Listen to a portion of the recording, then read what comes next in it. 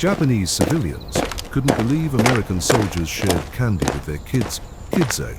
August 15, 1945. The city of Yokohama still smoldered from the firebombs that had devoured it months earlier. Blackened timbers jutted like skeletal fingers into the summer sky, and the acrid smell of ash clung to the streets. Families crept from the ruins, gaunt faces framed by the hollow look of hunger and surrender. For years, Japanese civilians had been taught to expect only cruelty from the advancing Americans. Propaganda had warned of the monstrous soldiers who would burn villages, dishonor women, and slaughter children without hesitation. Mothers whispered these warnings as lullabies of fear, preparing their little ones for the unthinkable. And yet, when the first olive-drab trucks rolled through the ruined neighborhoods, something happened that defied every nightmare. American soldiers, their uniforms dusty from the march, slowed their convoys. The engines coughed and idled as boots hit the pavement. Civilians froze. Men bowed their heads, ready to take blows. Women shielded their children. Then, instead of rifles raised in menace, hands emerged from pockets and satchels. Shiny wrappers caught the sunlight. Bars of chocolate, sticks of gum, hard candies wrapped in wax paper. Small luxuries carried across the Pacific, never meant for war. Soldiers bent down, smiling gently, and extended the sweets to children who stood trembling barefoot on scorched ground. Silence hung heavy. Then a single child reached forward, hesitantly as if touching something forbidden. The wrapper crinkled. Sugar melted on his tongue. His eyes widened, not with terror but with astonishment.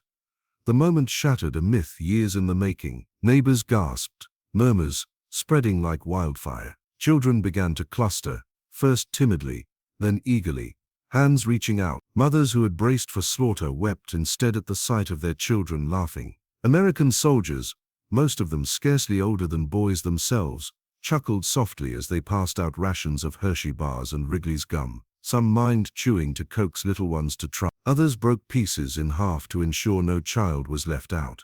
The exchange seemed trivial, mere candy, fleeting sweetness in a landscape of ruin. But for those who witnessed it, the gesture carried the weight of a miracle, because only hours earlier, Japan had been bracing for annihilation. Had the invasion of the home islands proceeded, civilians had been drilled to expect a war of extinction. Bamboo spears were issued to women and school children. Teenagers practiced suicide charges with wooden rifles. Families rehearsed the grim ritual of dying together rather than falling into American hands. The government's broadcasts painted Allied troops as demons who would defile and destroy without mercy. So when the occupation forces finally stepped onto Japanese soil, every glance, every sound was sharpened by dread. People waited for cruelty, for vindication of the horrors they had been told. Instead, they saw young men crouching to meet the eyes of children, offering smiles and chocolate where once there should have been only blood and bayonets. It was not a single act, but a pattern repeated across cities and villages. In Tokyo, Osaka, Nagoya, children lined the streets as columns of American jeeps rolled through. Soldiers leaned out with hands full of gum and candy, laughter echoing off shattered walls. In rural hamlets, GIs traded chocolate for eggs or rice, knowing the villagers needed both food and faith. There were tears, there was disbelief, but above all there was transformation. One mother, interviewed decades later, recalled, "We expected monsters, but they gave us sweets for our children. That was the day we realized we had been lied to." The contrast was staggering. Only weeks before, the same cities had been lit by infernos. Tokyo had been reduced to cinders in a single night. 100,000 civilians dead beneath the rain of incendiaries. Okinawa had witnessed unimaginable brutality, with civilians caught between armies, many leaping from cliffs rather than fall to the Americans. Every lesson of the war suggested vengeance would follow. Yet the occupation began not with executions, but with gestures of humanity so simple, so unexpected, that they disarmed not armies but fear itself. To the Americans it seemed instinctive. Soldiers carried candy in their pockets as tokens of home, reminders of places untouched by firestorms. Sharing it with children was as natural as breathing. They could not know the shock it caused, how it dismantled years of indoctrination with a single sweet taste. For the Japanese, every crinkle of a candy wrapper contradicted the voice of the emperor's broadcast. Every bar of chocolate was proof that the enemy was not what they had been told. For many it was the first step toward accepting occupation not as subjugation, but as the beginning of an uncertain peace. On the ground, these moments rewrote relationships. American soldiers were no longer faceless invaders. They became young men with pockets full of kindness. Japanese children, once taught to spit on the enemy, now followed them with giggles and open hands. Trust was not forged in treaties or proclamations. It was forged in alleys, in market squares, on the broken steps of shrines, where a GI bent low and placed a sweet into the palm of a child who had never known anything but hunger and fear. The symbolism was impossible to ignore. Candy was not nourishment. It would not rebuild homes, heal wounds, or replace fathers lost to the war. But it was joy, freely given. It was the taste of something beyond ashes and starvation. For children, it became a memory etched deeper than firebombs. The day the enemy smiled, the day strangers brought sweetness instead of suffering. For parents, it was the first fragile hope that maybe survival under occupation was not worse than death. And for the soldiers, it was a moment of reflection. Many had fought bitter campaigns across the Pacific, losing comrades in jungles and on beaches where Japanese troops fought to the last man. Some carried grudges, scars too deep to ever truly heal. Yet in the presence of children, even hardened veterans softened. A candy bar cost nothing in war's economy, but it purchased something priceless: a bridge across hatred, across fear, across the wreckage of two nations at war. In those first encounters between victor and vanquished, silence often spoke louder than words. The crinkle of wrappers, the shy laughter of children, the quiet sobs of mothers watching. It was in these fragile sounds that occupation began, not with the iron tread of boots, but with the sweetness of small human gestures. What had been unthinkable became undeniable. The enemy was human. The enemy could be kind. And in that realization, Japan's path into the post-war world truly began. By the summer of 1945, Japan stood at the edge of collapse. Cities lay in ruins, their skylines broken by blackened chimneys and skeletal remains of buildings that once bustled with life. Industrial production had been shattered, transport networks strangled by Allied bombing, and the population endured starvation-level rations. The war, which had begun with dazzling conquests across Asia and the Pacific, had turned into a long, suffocating nightmare. And yet, even in defeat, Japan remained a society bound tightly by discipline, obedience, and fear. Civilians had been conditioned for years to expect nothing but savagery from their enemy. In leaflets, radio broadcasts, and school teachings, the Americans were painted as barbarians without honor, giants who would burn, violate, and butcher. The message was simple: surrender meant annihilation. This belief was not mere propaganda. It was policy. The imperial government, unwilling to admit defeat, had weaponized fear. In the last desperate months, as American bombers turned Japanese cities into infernos, officials urged civilians to prepare for a final suicidal struggle. Posters depicted American soldiers as demonic figures, their eyes wild, their teeth bared, their hands dripping with blood. Teachers instructed children on how to stab with bamboo spears. Women were drilled to carry grenades against. Families whispered vows to die together rather than face the shame of capture. On Okinawa, where civilians had experienced occupation firsthand, tens of thousands jumped from cliffs or hid in caves, convinced that Americans would do worse than death if they were caught. That terror echoed across the home islands as the war dragged on. And yet, even as fear spread, reality was changing. The United States had already shown a different kind of power, not just in its military might, but in its vision for the war's end. Washington's planners, aware that unconditional surrender would bring them face to face with millions of civilians, debated how to manage a defeated enemy without fostering eternal resistance. Their conclusion was radical. Instead of ruling through terror, they would attempt something almost unprecedented: an occupation rooted in transformation. This vision, however, was unknown to ordinary Japanese. For them, the only truth came from the loudspeakers mounted on poles in village squares, and from the hushed warnings of elders who spoke of dishonor and vengeance. The context of surrender amplified this divide between expectation and reality. In August 1945, the atomic bombings of Hiroshima and Nagasaki, combined with the Soviet Union's sudden invasion of Manchuria, forced Japan into submission. The Emperor's voice, broadcast on August 15, was the first time most Japanese had ever heard him. His words were vague, cloaked in archaic language, but their meaning was unmistakable. Japan would accept defeat. For civilians, this was not liberation. It was bewilderment. Many wept in shame. Others sat silent.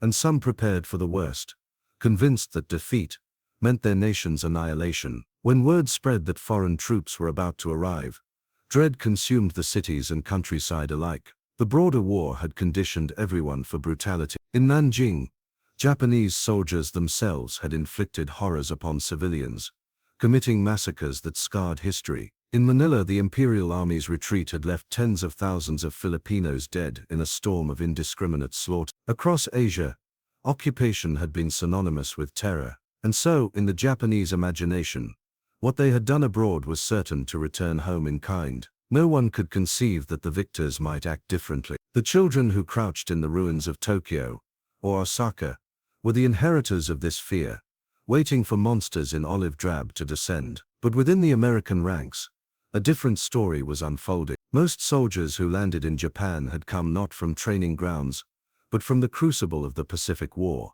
They had fought at Tarawa, Peleliu, Iwo Jima, battles where surrender was rare, and every yard of ground was soaked in blood. They had seen Japanese troops charge into machine gun fire, refusing to yield. They had witnessed kamikazes hurl themselves at ships, determined to die rather than accept defeat. These experiences hardened many GIs, but they also created a strange duality. On the one hand, hatred of the Japanese soldier ran deep. On the other, when confronted with Japanese civilians, frail, hungry, and defeated, the enemy suddenly looked less like a fanatic and more like a reflection of families back home. It was this duality that shaped the first moments of the occupation. The occupation itself began in an atmosphere of absolute uncertainty. Would there be guerrilla resistance? Would civilians rise up with bamboo spears as propaganda had promised? Would suicide attacks continue even after surrender? American commanders prepared for chaos, issuing strict rules to their men. Discipline was paramount. General Douglas MacArthur, Supreme Commander for the Allied powers, made it clear that the occupation would not be one of vengeance, but of order. His soldiers would be ambassadors as much as conquerors. He knew the entire future of Japan hinged on what happened in those first fragile days. And so when American convoys entered shattered cities, tension hung like smoke. Civilians watched from shadows, convinced that any moment would bring violence. Soldiers scanned alleys for ambushes, rifles at the ready. But then the strangest of things happened. Instead of gunfire, instead of chaos, the first connections were made not through orders barked or threats delivered, but through the smallest of gestures. Candy bars, chewing gum, chocolates, luxuries no Japanese child had tasted in years, became the first bridge. This was not orchestrated propaganda.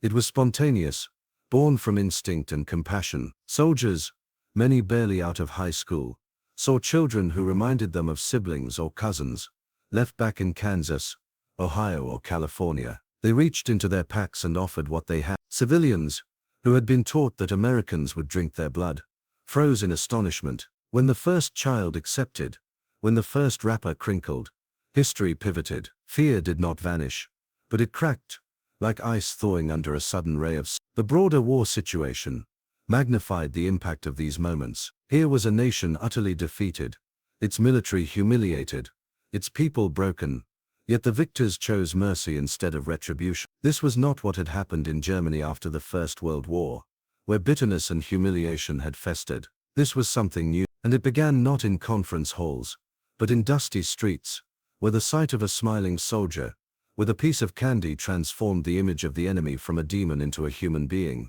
What civilians could not yet grasp was that this was only the beginning. The occupation would bring sweeping reforms, the dismantling of the military, the writing of a new constitution, the rise of democracy, and an economic revival that would one day turn Japan into a global power. But in those first fragile days of late 1945, none of that was visible. What was visible was simpler: American soldiers who did not slaughter, but instead bent down to share candy with children. A gesture that, in the ashes of total war, became more powerful than 1,000 speeches. What unfolded in those first weeks of occupation was more than a gesture of kindness. It was a hidden advantage, one few generals had foreseen, and fewer still could measure. The Americans had brought not only the overwhelming power of their arsenals, their fleets and their air forces, but also something far more subtle, something that no Japanese strategist had ever calculated: the ability to win trust through humanity. For years, Japan's leaders had insisted that spirit and sacrifice would defeat material superiority. They preached that a pure heart, loyal to the emperor, could pierce steel and fire. Yet when defeat came, it was not simply the bombs, the ships or the tanks that stripped away Japan's defenses. It was the revelation that the Americans were not the monsters propaganda had promised. The hidden advantage lay in the contrast itself. Where civilians expected cruelty, they found compassion. Where they braced for torment, they found laughter. That dissonance between expectation and reality shattered the foundations of fear upon which resistance might have been built. This advantage was invisible on any map, intangible in any field manual, yet it struck harder than artillery. It was psychological warfare, without a shot fired, a campaign of perception fought in markets, alleyways, and schoolyards. And the weapon at its heart was not a rifle or a bomb. It was a Hershey bar. Consider the reality of scarcity. By the summer of 1945, Japanese children had grown up in famine. Rice had been rationed into crumbs, barley stretched into watery gruel, sweet flavors forgotten entirely. Candy was not merely a treat, it was a memory erased from daily life. Into this vacuum, American soldiers introduced not just sugar, but joy. Chocolate was more than food.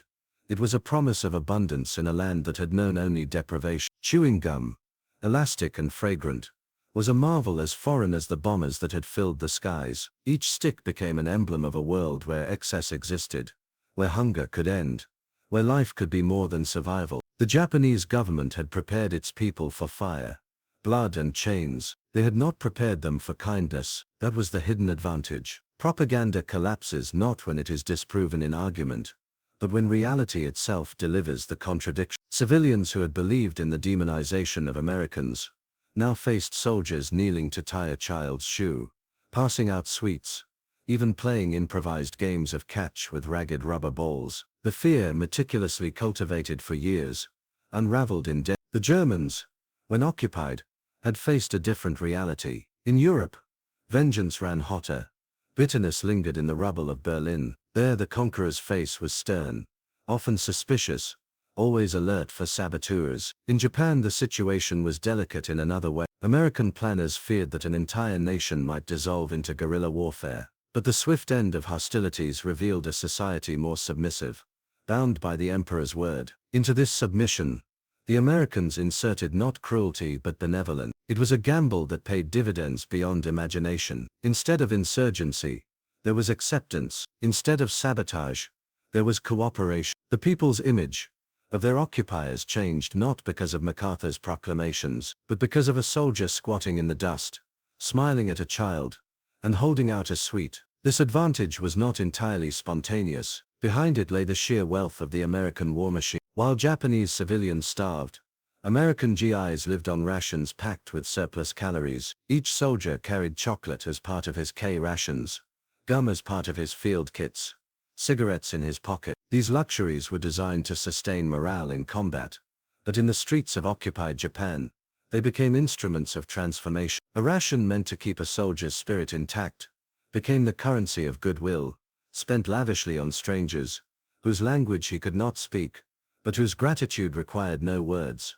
The contrast extended beyond food. American uniforms were clean, their boots polished, their jeeps gleaming in the sun. Japanese civilians, barefoot and dressed in patched rags, saw in these men not only victors, but representatives of a society untouched by ruin. When those same men extended kindness, instead of cruelty, it sent a message more powerful than any official broadcast. The United States, in its abundance, could afford mercy, and mercy was the one weapon Japan had never prepared to face. The hidden advantage lay also in perception management. Soldiers may not have known it, but every smile, every piece of candy was propaganda more effective than leaflets dropped from bombers. Children who once ducked at the sight of Americans began to run toward them. Mothers who had whispered warnings began to whisper hope. The enemy had become human, and humanity was an advantage no army could counter. Japanese officers who survived the war recorded their disbelief. Some wrote of stunned civilians who expected to be massacred,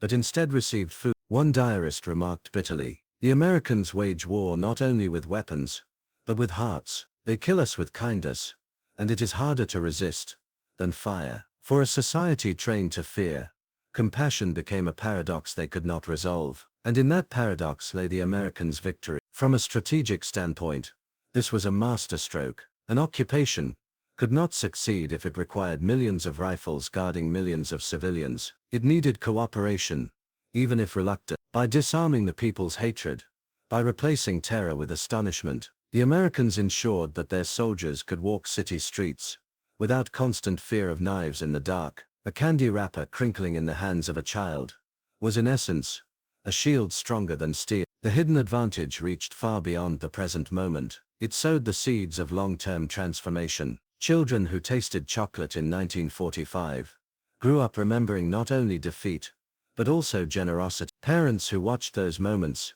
began to tell new stories. Stories where the enemy was not always cruel, where mercy could exist even after firestorms. Such stories softened the ground for reforms yet to come. Democracy, reconstruction, and alliance. It is no exaggeration to say that the sweetness of candy, shared in the ruins, helped pave the way for a friendship that would define the post-war Pacific. This was America's true hidden weapon, not only its machines of war, but its power to shape perception, to collapse fear with compassion, to turn enemies into partners, not through conquest alone, but through the smallest, most human of acts. The candy handed to children in 1945 was not strategy written in Washington. It was instinct, carried out by ordinary soldiers. Yet in its simplicity, it revealed a truth of war. Sometimes the most decisive victories are not won with bullets, but with trust. The Hershey bar in the palm of a child, the stick of Wrigley's gum passed from a soldier's pocket to trembling fingers. To the eye, these gestures seemed trivial, almost laughably small compared to the thunder of B-29 bombers, or the firepower of naval guns. But beneath the sweetness lay a technical story as intricate as any weapon forged in the crucible of war. These were not random trinkets. They were the byproducts of an industrial colossus, designed with precision, engineered for endurance, and produced on a scale the world had never seen. In their very existence, these candies and rations told the tale of America's hidden might. Take the Hershey bar, for instance. Chocolate was not new to soldiers, but war had transformed it from luxury into logistics. In 1937, as war clouds gathered, the U.S. Army approached the Hershey Company with an unusual request: create a chocolate bar that could survive heat, resist melting, and provide a soldier with a burst of calories in combat. It was not to be sweet or tempting. It had to be durable, functional, almost unpleasant, so troops would eat it as fuel, not as a treat. The result was the D-ration bar, a 4-ounce block of dense, bitter chocolate fortified with oat flour and sugar. Each bar delivered 600 calories, compact and indestructible. More than 3 billion of them would be produced during the war. Soldiers joked that it was as hard as a brick, and twice as tasty.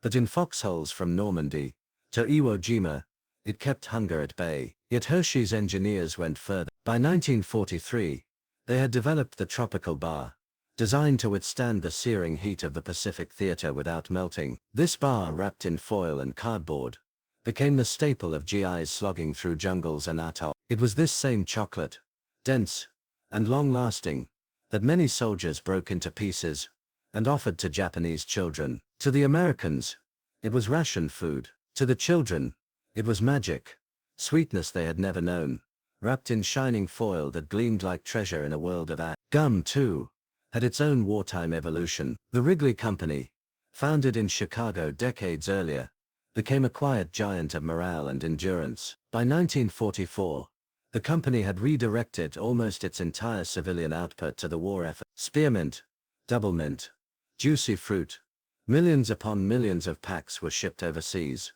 tapped into rations, field kits, and pockets. Chewing gum was more than flavor.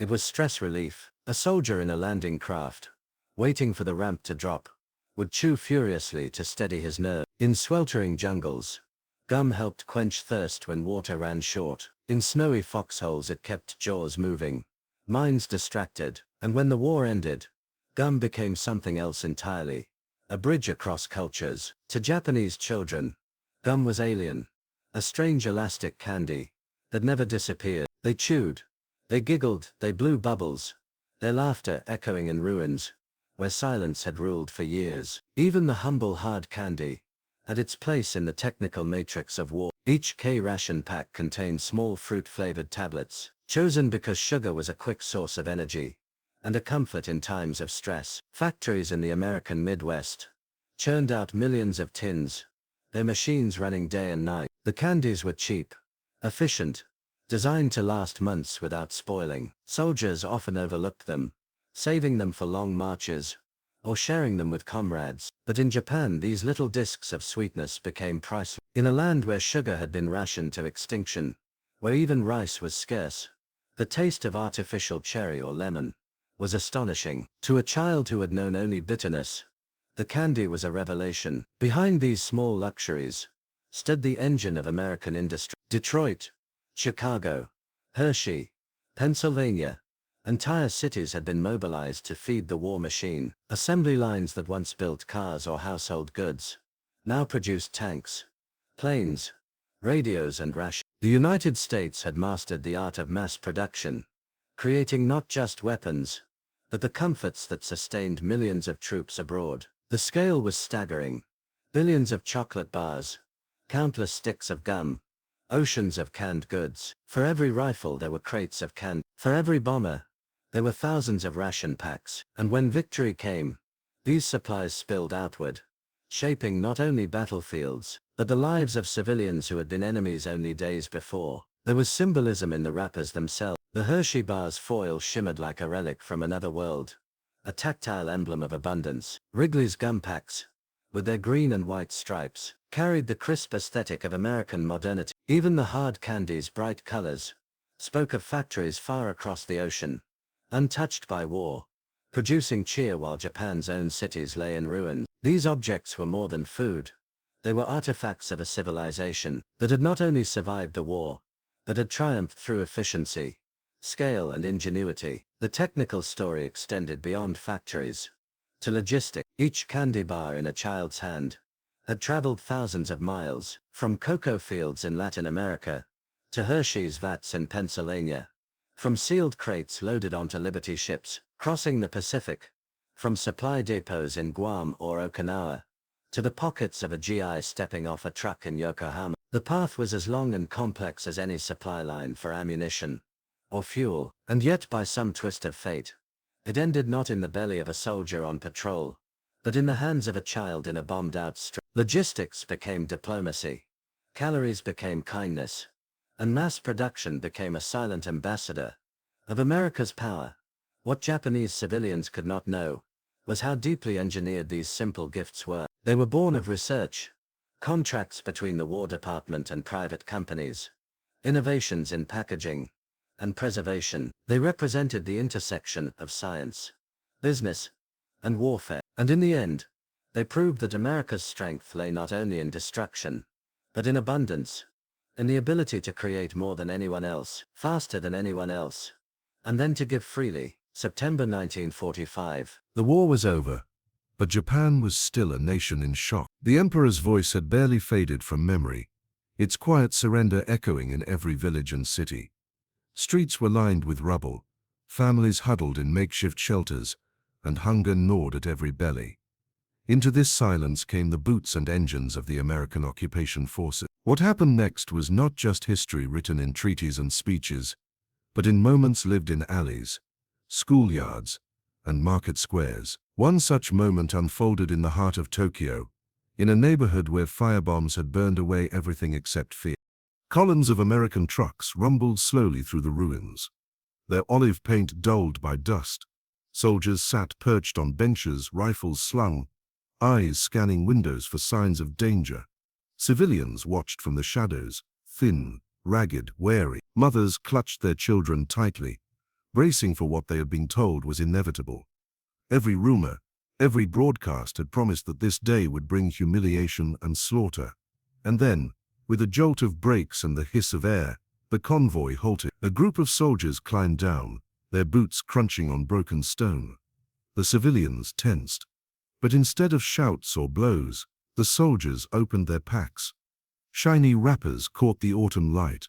Chocolate, gum, hard candies. At first no one moved. A boy of 7, his ribs visible beneath his shirt, stood transfixed as a soldier knelt to his height. The man extended a hand, palm open, the bar of chocolate gleaming.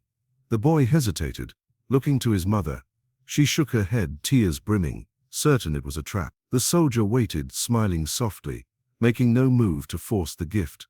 Finally, the boy reached out, fingers trembling, and touched the wrapper. The soldier released it. The boy tore it open, sniffed the sweet, unfamiliar scent, and took a cautious bite. His eyes widened. He chewed faster. Then, for the first time in years, he laughed. The laughter spread like a contagion. Children emerged from hiding places, creeping closer, their fear yielding to curiosity. Soldiers crouched to meet them, passing out more chocolate and gum, breaking pieces so each small hand received something. Mothers wept openly, watching children who had known only hunger and fire taste joy. Fathers bowed deeply, stunned by the sight of mercy where they had expected brutality. The Americans chuckled, trading words the children did not understand, but the meaning needed no translation. In that square, surrounded by ruins, enemy and conqueror became something else, human to one another. Similar scenes repeated across Japan. In Yokohama, sailors from the US Navy handed out tins of condensed milk to starving toddlers. In Osaka, GIs gave chewing gum to children who followed their jeeps, teaching them how to blow bubbles until shrieks of laughter echoed off shattered walls. In rural villages, soldiers passing through handed out fruit-flavored candies from their K-rations, marveling at the way children clutched the sweets like treasure. These were not isolated incidents, but patterns, unfolding wherever occupation forces met civilians. The Japanese perspective was one of astonishment. Diaries and testimonies collected years later reveal the theme, disbelief. A woman in Hiroshima recalled that her children expected to be struck or taken, but instead they were given chocolate. They could not believe it was real. Another survivor remembered, "We had been taught that Americans were beasts. Yet the first time we saw them, they gave our children gum. It was as if the war had ended not only in surrender, but in kindness." These accounts carry the raw shock of a population forced to rewrite its understanding of the enemy overnight. Numbers give the moments their gravity. In Tokyo alone, nearly 1 million civilians were left homeless by the firebombing. Hunger was rampant, with daily rations falling to less than 1,000 calories per person, half of what was needed to survive. Children, their growth stunted, wandered the streets in rags, their bellies swollen from malnutrition. Against this backdrop, even a single candy bar was more than a gift. It was salvation. Soldiers who carried rations designed for battle, each K ration containing 3,000 calories, found themselves surrounded by civilians who had not seen such abundance in years. The arithmetic was simple, and so was the choice. Share. Reports from the time capture the bewilderment of Japanese officials.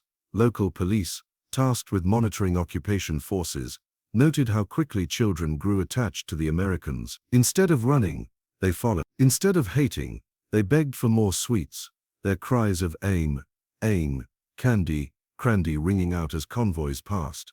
Some soldiers tossed gum from trucks, laughing as children scrambled after the wrappers like autumn leaves. What had been feared as the beginning of terror became for many the beginning of trust.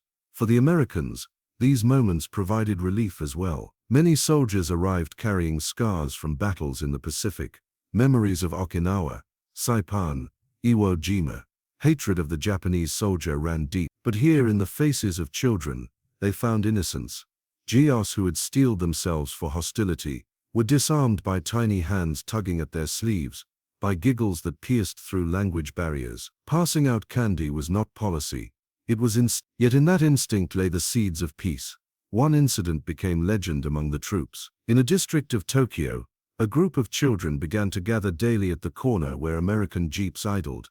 The soldiers, amused, began saving chocolate from their rations to hand out each morning. Over time the crowd grew. Mothers came to watch, smiling cautiously, as their children lined up like students before class. A relationship was born, ritualized, repeated, and remembered. For the soldiers, it was a small act of routine kindness. For the children, it was the first stable moment after years of chaos, a promise that each new day might bring not terror, but sweetness. And always the contrast was stark. Just months earlier, the same skies had rained fire on these same children. The same uniforms, that now bent down with gifts, had once carried rifles into battle. This was the paradox of occupation. The victors had both destroyed and redeemed, wielding destruction in one hand and compassion in the other. The Japanese could not reconcile it at once, but they could not deny it either. The candy in their children's hands was proof that the war had changed, that a new reality had begun. Step by step, square by square, gift by gift, the occupation wrote itself into the hearts of civilians. These first major encounters did more than feed hunger. They dismantled the mythology of hatred, replacing it with lived experience. Soldiers who had been feared as demons became remembered as men who carried candy in their pockets and kindness in their gesture. And in the ruins of a nation defeated, such memories mattered more than steel or fire. They were the foundation upon which everything else would be built. The distribution of candy and small kindnesses may seem trivial when measured against the vast machinery of war. Yet in the context of Japan's surrender and occupation, such gestures carried immense strategic and psychological weight. Wars do not end with treaties alone. They linger in the minds of survivors, shaping how former enemies view each other for generations. The American military, whether by instinct or design, quickly realized that the battle for peace in Japan would be won not only in government offices and courtrooms, but also in the hearts of civilians, especially children. Soft power in action. What textbooks later described as soft power was at its core the ability to influence without coercion. The United States understood that occupation could not succeed if the Japanese people saw Americans only as conquerors. Every gift of chocolate, every stick of gum, became a quiet weapon in a campaign to reshape perception. By disarming suspicion with sweetness, the occupiers undermined decades of wartime propaganda that had painted Americans as merciless monsters. In the space of a few moments, children laughing, mothers weeping with relief, entire narratives unraveled, breaking the cycle of hatred. Psychologists who later studied post-war Japan pointed to these moments as vital in preventing cycles of revenge. Defeated nations often breed resentment, which can fester into future conflict. But when Japanese children associated the American uniform with candy, rather than cruelty, they inherited a different memory. For them, the image of the GI was not solely one of violence, but of generosity. This shift was crucial. As those children grew into adults during the Cold War, their softened view of America helped pave the way for Japan's eventual alliance with the very nation that had once devastated it. Soldiers and healing. The impact was not one-sided. For American soldiers, scarred by brutal Pacific battles, these encounters provided unexpected healing. Men who had faced kamikaze attacks or watched comrades die in jungles now saw their enemies' children laughing in their arms. Passing out candy helped humanize the other side, easing the weight of hatred carried through combat. Letters home from GIs often mentioned these moments. With a tone of wonder, we thought they would spit at us, but instead, the kids smiled when I gave them gum. In many ways, these small acts repaired the soldiers' own spirits as much as they soothed the civilians. A calculated symbol, though largely spontaneous at first, the symbolism was not lost on military leadership. Reports from General Douglas MacArthur's headquarters soon highlighted how such gestures calmed populations and reduced the risk of unrest. The candy diplomacy, as some later called it, became emblematic of the larger U.S. strategy, transforming occupation into partnership. Japan would not be carved up like Germany, nor punished endlessly for its aggression. Instead, it would be rebuilt, re-educated, and integrated into a new world order. Candy was the first step in that rebuilding, a symbol of abundance in place of deprivation. From fear to trust. In the months that followed, this psychological shift rippled outward. Schools, where once children had practiced military drills, now became places where GIs handed out supplies. Markets, where suspicion had lingered, became zones of cautious trade between locals and soldiers. And homes, once shuttered in fear, opened doors when American trucks arrived with food and medicine. The transformation was not immediate, nor was it perfect, but it was undeniable. The chocolate bar and the stick of gum had done more than satisfy hunger.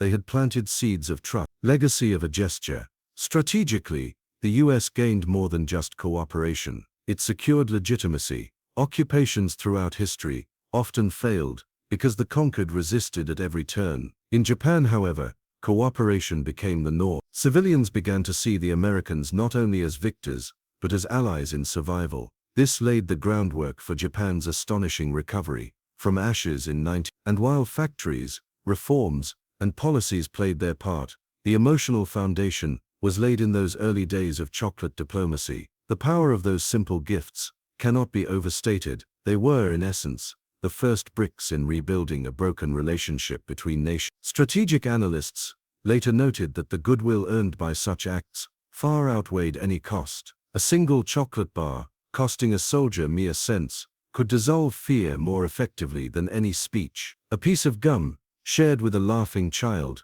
could achieve more than battalions of guards. August 1945 had closed one chapter of history in fire and ruin. Yet what followed in the quiet streets of occupied Japan was the opening of another, an unexpected alliance, born not from treaties alone, but from gestures so small they might have been overlooked. The children who once hid in bunkers now clutched American chocolate in their hands, and that image would echo far beyond the rubble of Tokyo.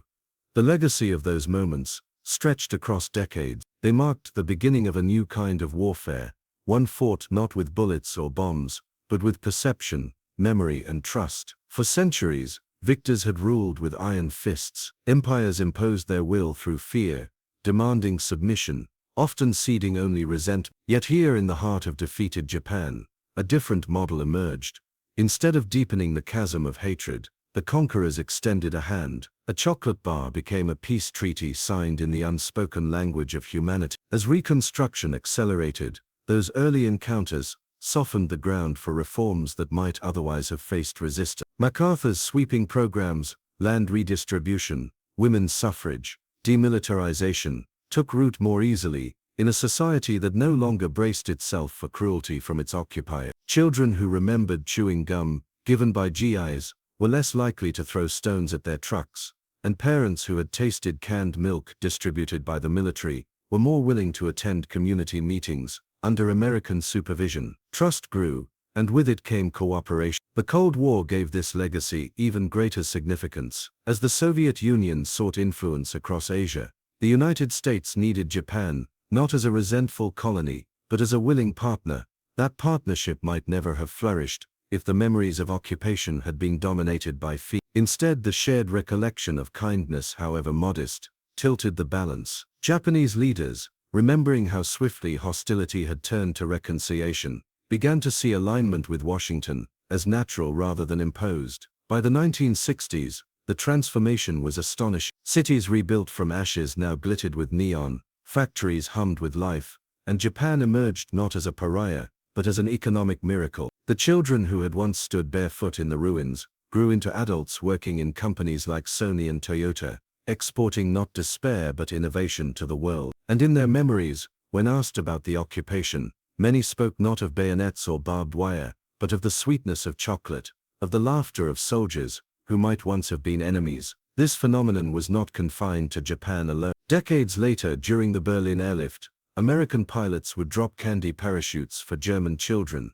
a gesture directly inspired by what had been done in Tokyo and Osaka. The practice of winning hearts through compassion became a doctrine of its own, woven into the strategies of modern militaries. In Iraq, in Afghanistan, soldiers handed out bottled water, school supplies, and yes, still candy, echoes of the lessons first learned in Japan. Historians often remind us that wars are decided not only by strategy and firepower, but by what comes after. A burned city can be rebuilt, but a scarred generation may pass its hatred on forever. The Americans in Japan, knowingly or not, interrupted that cycle. They showed that even amid devastation, mercy could speak louder than violence. And it was this mercy, this simple act of sharing, that helped turn enemies into allies. In later years, a Japanese child from the occupation era recalled being handed a Hershey bar by a GI. She admitted she had never tasted anything like it, never imagined food could be so sweet. For her, that moment was the first time she believed life could be better again. One soldier, one piece of candy, had planted hope where there had only been ashes. Multiply that moment by thousands, and it becomes clear why the legacy endured. The lesson, stripped of its simplicity, is as sharp as ever. Firepower wins battles, but humanity secures peace. Nations may crush each other with tanks and planes, but only through gestures of compassion can they bind wounds that outlast the battlefield. In Japan, the stick of gum and the chocolate bar were not trifles. They were the opening notes of a symphony that transformed defeat into partnership. And so, in the grand ledger of World War II, alongside the names of titanic battles, Midway, Iwo Jima, Okinawa, there belongs another entry, less dramatic, less bloody, yet just as decisive. It is the story of how children's laughter in the rubble of Japan signaled the beginning of a new world, a world where victors could choose mercy, and where the sweetness of candy carried more power than the bitterness of war. The Empire of Japan had fallen, but from its ruins rose an alliance, forged not only by treaties, not only by strategies, but by the smallest of gifts. And in that truth lies the enduring lesson of the 20th century. In modern war, compassion can be as powerful as conquest.